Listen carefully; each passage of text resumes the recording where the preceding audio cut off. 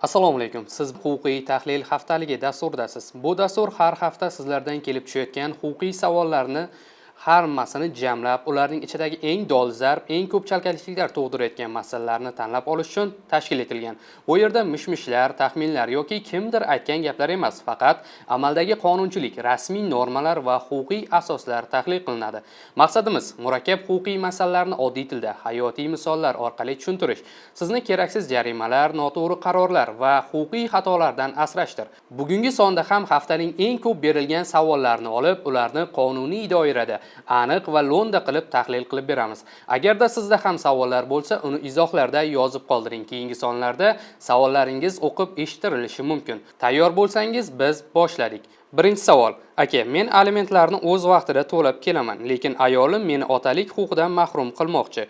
Bu qonunan to'g'rimi? Oila kodeksining 79-moddasiga ko'ra quyidagi hollardagina otalik huquqidan mahrum qilish mumkin. Ota-ona majburiyatlarini bajarishdan bosh tortsa, shu jumladan aliment to'lashdan bo'yin tovlasa, uzrsiz sabablarga ko'ra o'z bolasini tug'ruqxona yoki boshqa davolash muassasalaridan tarbiya, aholi va ijtimoiy himoya muassasalari va shunga o'xshash boshqa muassasalardan olishdan bosh tortsa, ota-onalik huquqini suiiste'mol qilsa, bolalikka nisbatan shafqatsiz muomalada bo'lsa, mutassil ichkilikbozlik yoki giyohvandlikka mubtalo bo'lgan bo'lsa, o'z bolalarining hayoti yoki sog'lig'iga yoxud eri, xotinining hayoti yoki sog'lig'iga qarshi qasddan jinoyat sodir qilgan bo'lsa, albatta bularning barchasi sud tartibida amalga oshiriladi va otalik huquqidan mahrum qilinadi. Agarda sizda bunday holatlar mavjud bo'lmasa, sizni otalik huquqidan mahrum qilinishi mumkin emas va bu qonunan to'g'ri kelmaydi. Faqatgina yuqoridagi holatlardagina sizni otalik huquqidan mahrum qilinishi mumkin. Ikkinchi savol. Assalomu alaykum. Yaxshi ko'rgan qizim 17 yoshda va 11-sinfda o'qiydi. Pasport ham olgan. ZAGSdan o'tsak bo'ladimi?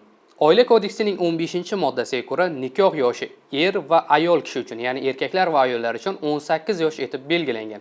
Faqatgina uzrli sabablar bo'lganda, alohida hollarda, ya'ni homiladorlik, bola tug'ilishi, voyaga yetmagan shaxsning to'la muomala layoqati deb e'lon qilinishi, nikohga kirishni xohlovchilarning iltimosiga ko'ragina nikoh davlat ro'yxatini o'tkaziladigan joydagi tuman, shahar hokimi nikoh yoshini ko'pi bilan 1 yilga kamaytirishi mumkin.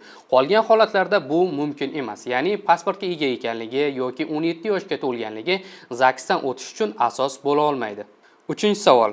Ayol shar'iy nikohda bo'lgan va uning bir nafar farzandi bor. Nizo bo'lib uyga kiritmayapti. Sababi boshqasini topib olgan ekan, lekin farzandga otalik huquqi belgilangan. Shunda ayol uy talab qilsa, sud uni qanoatlantiradimi? Kengroq tushuntirib bera olasizmi?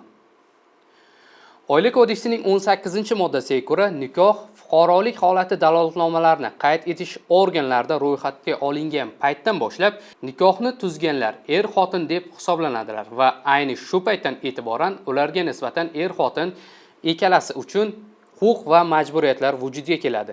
Lekin qolgan holatlarda huquq va majburiyatlar vujudga kelmaydi. Shunday ekan, taraflar o'rtasida qachonki qonuniy nikoh bo'lsa, taraflar o'rtasida huquq va majburiyatlar vujudga keladi. Ayni sizning holatingizda uy-joy bilan ta'minlash majburiyati mavjud emas. Agar nikoh qonuniy bo'lganda, uy-joy bilan ta'minlashni so'rab, ya'ni uy-joyga majburiy kiritishni so'rab sudga murojaat qilinishi yoki uy-joyga kiritish imkoni bo'lmasa esa, boshqa uyni ijaraga olgan holatda, buni ham turmush o'rtog'i ijara pulini to'lagan holatda kvartiraga kiritish va bunda kelishuv bitimini tasdiqlash mumkin bo'lar edi. Aks holda bu mumkin emas. 4-savol. Murojaatim ijtimoiy tarmoqlarda haqorat haqida. Ya'ni menga nisbatan bir postda bir shaxs davomiy haqorat so'zlayapti va ogohlantirishimga qaramasdan takroran sodir etyapti.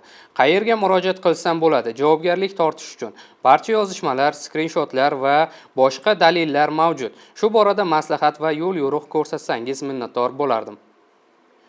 Bu yerda avvalambor ijtimoiy tarmoqlar orqali haqorat qilishga diqqat qaratishimiz zarur. Agarda shaxs ijtimoiy tarmoqlar orqali haqorat qilsa, ya'ni nashr qilish yoki boshqa usulda ko'paytirilgan tarzda, shu jumladan ommaviy axborot vositalarida, telekommunikatsiya tarmoqlari yoki internet jahon axborot tarmog'ida joylashtirish orqali haqorat qiladigan bo'lsa, bu to'g'ridan-to'g'ri ma'muriy javobgarlik emas, jinoiy javobgarlikka tortiladi va bu Jinoyat kodeksining 140-moddasiga ko'ra bazaviy hisoblash miqdorining 200 baravardan 400 baravarigacha miqdorda jarima yoki 240 soatdan 300 soatgacha majburiy jamoat ishlari yoxud 1 yildan 2 yilgacha axloq tuzatish ishlari bilan jazolanadi. Qayerga murojaat qilish kerak? Jinoyat protsessual kodeksining 381-moddasi prim 2-moddasiga ko'ra mazkur jinoyat ishi ichki ishlar organlarining tergoviga tegishli bo'lganligi uchun ichki ishlar organiga murojaat qilishingiz mumkin.